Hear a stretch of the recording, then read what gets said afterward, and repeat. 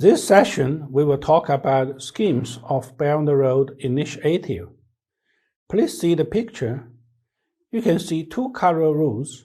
One is yellow, another one is blue. Yellow route is the Silk Road Economic Belt. Blue route is 21st Century Maritime Silk Road.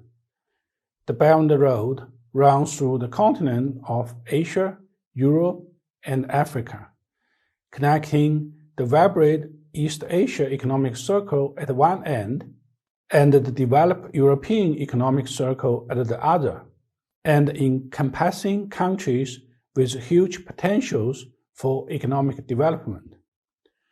The routes and the coverage of the Belt and Road show that they run northward to connect with traffic line and pipeline of Russia, eastward to two major economies of East Asia, Japan and the Republic of China, westward to Western Europe through Central Asia, southwestward to North Africa through the Indian Ocean, and southward to the South Pacific Ocean through the South China Sea, reaching Australia. They link East Asia, Southeast Asia, South Asia, Central Asia, Australia, the south of Europe, and the east of Africa. In the Middle Hinterland, there is a huge population and rich resources, but the economic development is relatively lagging behind. The economic and the trade cooperation between this region and China started late, but has huge potential. So it is a key direction in which China expands all around opening up. Countries in Central Asia and Central and Eastern Europe are at a critical stage of social and economic transformation and are faced with a huge task of developing economic. Therefore, they are all delighted to go along with China's rapid development, taking international capital, technology, and management experience through the Belt and Road Initiative and accelerate economic revitalization.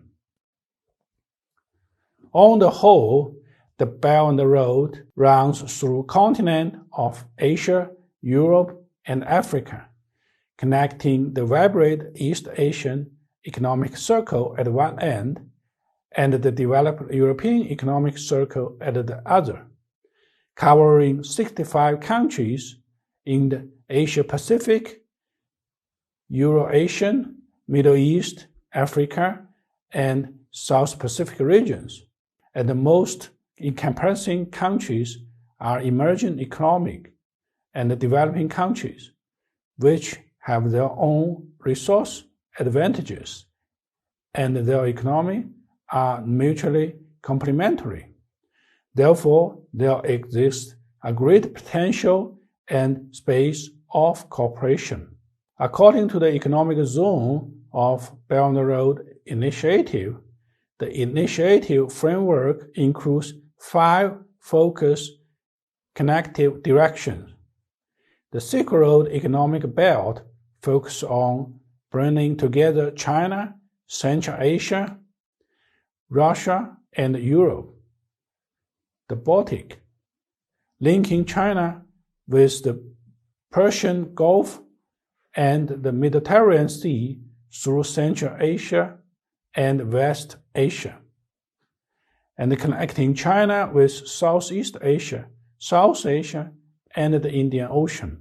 The 21st Century Maritime Silk Road is designed to go from China's coast to Europe through the South China Sea and the Indian Ocean in one route, and from China coast through the South Asia Sea to the South Pacific in the other. On land, there are 6 major international economic cooperation corridors. The initiative will focus on jointly building a new Euro-Asia land bridge and developing China, Mongolia, Russia, China, Central Asia, West Asia, and China, Indo-Asia Peninsula Economic Corridor by taking advantage of international transport routes, relying on core cities along the Belt and Road, and using key economic industrial parks as cooperation platform. The China-Pakistan Economic Corridor and the Bangladesh, China, India, Myanmar Economic Corridor are closely related to the Belt and Road Initiative, and therefore require cooperation closer and priority as well as greater progress. At the sea, the initiative will focus on jointly building smooth, secure, and efficient transport routes connecting major seaports around the Belt and Road. We can see the Belt and Road Initiative aims to promote connectivity of Asian, European, and African continents and their adjacent seas, establish and strengthen partnership among the countries along the Belt and Road, set up all-dimensional, multilateral, and composite connective network, and realize diversified, independent, balanced, and sustainable development in those countries. The appeal of common interests will be the precondition for cooperation. There are many Asian, European, and African countries around the Belt and Road. The countries have different economic and social development situation and cultural concept, and they have many different appeals for interests. Nevertheless, it is a common appeal of each country to safeguard world peace and promote common development. Promoting cooperation means to seek the common interests of each side by sharing difference and drawing on each other's strengths.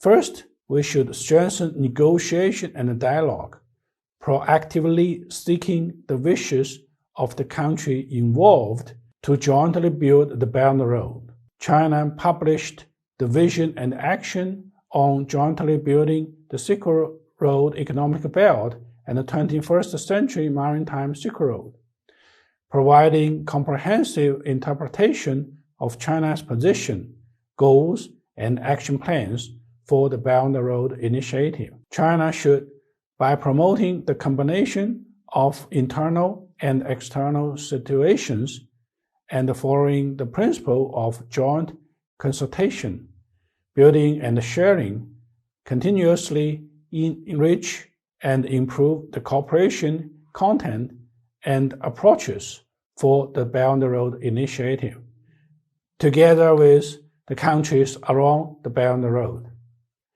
Secondly, the promotion of the Belt and Road Initiative needs to take the sound relations between the major powers as the important guarantee at the macro level. Peace and development is the theme of the era. The peace is the important guarantee for promoting development. In order to promote the Belt and Road Initiative and realize the goal of common development, it is inevitably to have a peaceful and stable international environment, which can be assured by sound major power relations. How shall we carry out cooperation with countries around the Belt and Road? There must be some carriers to such cooperation. The beautiful vision may become reality only with practical and feasible practice. The promotion of the Belt and Road Initiative needs to be advanced bilateral and multilateral mechanisms as the conditions at the middle level. Bilateral and multilateral mechanisms established between countries as well as between countries and regions may serve as guides and overall plans for cooperation between countries. Such mechanisms play a very important role in promoting bilateral and multilateral cooperation, such as China-Bangladesh Joint Committee on Economic and Trade, China-Israel Joint Committee on Technology Innovation, China-Argentina Joint Committee on Agriculture, China-Sri Lanka Joint Committee on Maritime Cooperation, China-Guinea Joint Committee on Economic and Trade, China-Cuba Joint Intergovernmental Committee for Economic and Trade Relations, China-Rwanda Joint Committee on Economic and Trade, and so on. The promotion of the Belt and Road Initiative needs various platforms as the support at micro level. The micro platform is the key to making the Belt and Road Initiative to be localized and come to full development. If the major power relations at the macro level are the background environment, and the various mechanisms at the middle level are the direction and the planning, then the platform at the micro level are the stage where cooperation is carried out. In the future, we should be topic-oriented and build more specific cooperation platforms, from bilateral platforms to multilateral ones, and then focus on the platform for the whole region, such as interconnected traffic network, capital platforms with shared interests and responsibility, information platform, and so on. This is the end of session 3.